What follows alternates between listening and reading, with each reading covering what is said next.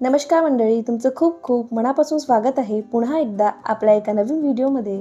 आपल्याला आंबा वर्षभर खाता यावा म्हणून आपल्याकडे अनेक पारंपरिक पदार्थ बनवले जातात. लोणचं, मेथी आंबा, गोड आंबा, तर त्यातलाच एक अतिशय चविष्ट आणि एकदम अचूक प्रमाणात वर्षभर टिकणारा गोड आंबा आज आपण बनवणार आहोत. चला तर मग लगेच रेसिपीला सुरुवात करूया. तर मी इथे 2 तोतापुरी आंबे घेतलेले आहे. आंबे सर्वात आधी आपल्याला अर्धा तास पाण्यामध्ये ठेवायचे आहे. परत एकदा धुवून आपल्याला कोरड्या कापडाने असे पुसून घ्यायचे आहे.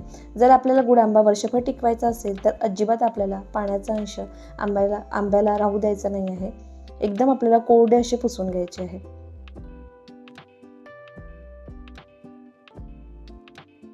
एकदा कोरडे पुसून झाले की आपल्याला आता आंब्याची साल काढून घ्यायची आहे.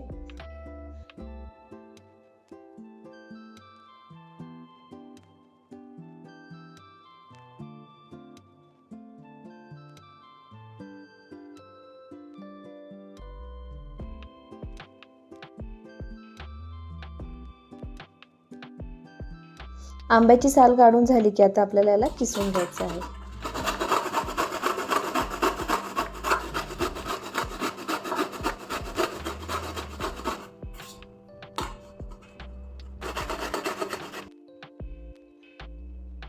तर आता एकदाचे आपले आंबे किसून झाले की आपल्याला जे एक्स्ट्रा पाणी आहे ना आंब्यामधलं ते आपल्याला काढून घ्यायचं आहे. आपल्याला पाणी अजिबात ठेवायचं नाही. जर पाणी असलं ना तर बुरशी लागण्याची शक्यता असते गोड आंब्याला, म्हणून असं पाणी आपल्याला काढून घ्यायचं आहे एक्स्ट्राचं.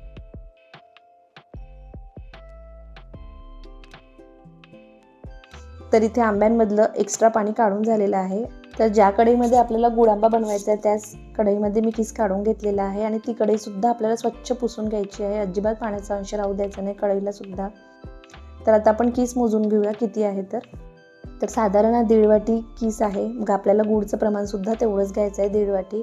तर मी इथे तोतापुरी आंबे घेतल्यामुळे गूळ थोडा कमीच घालते आहे. जर तुम्ही गावठी आंबा घेत असेल तर गुळचं प्रमाण थोडं जास्ती घाला, कारण की ते थोडे जास्ती आंबट असतात, म्हणून गुळचं प्रमाण जास्ती घाला.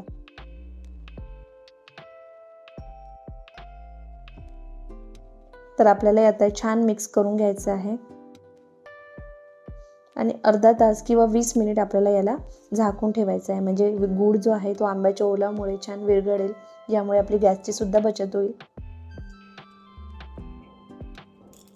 तर मी इथे 3 ते 4 इलायची आणि 2 लवंग छान अशा बारीक कुटून घेते आहे.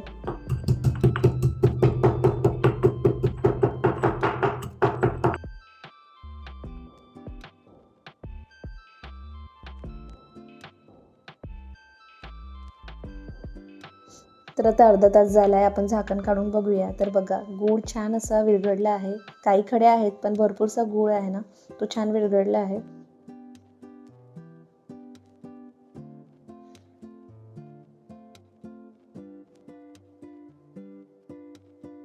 तर आता आपल्याला गॅसवरती ठेवून शिजवून घ्यायचं आहे. तर आपल्याला गॅस एकदम मंद आचेवरच ठेवायची आहे. मंद आचेवर ठेवूनच आपल्याला गूळ आंबा शिजवायचा आहे.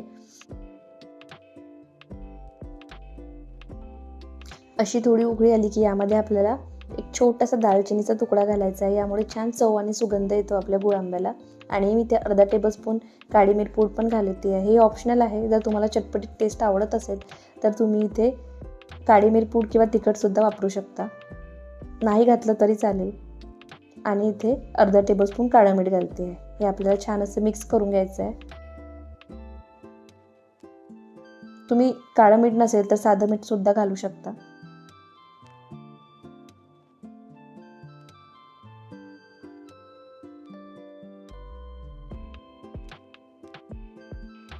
गूळ पूर्ण विरघळल्यानंतर याला फक्त आपल्याला 8 ते 9 मिनिट शिजवून घ्यायचं आहे.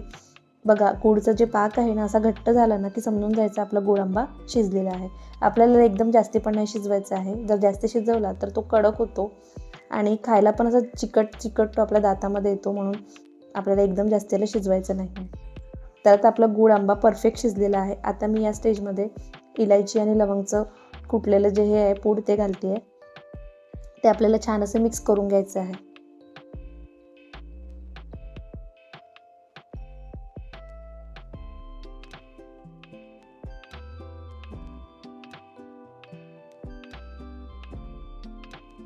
तर इथे आपला एकदम चटपटीत, चविष्ट आणि वर्षभर टिकणारा गूळ आंबा तयार झालेला आहे.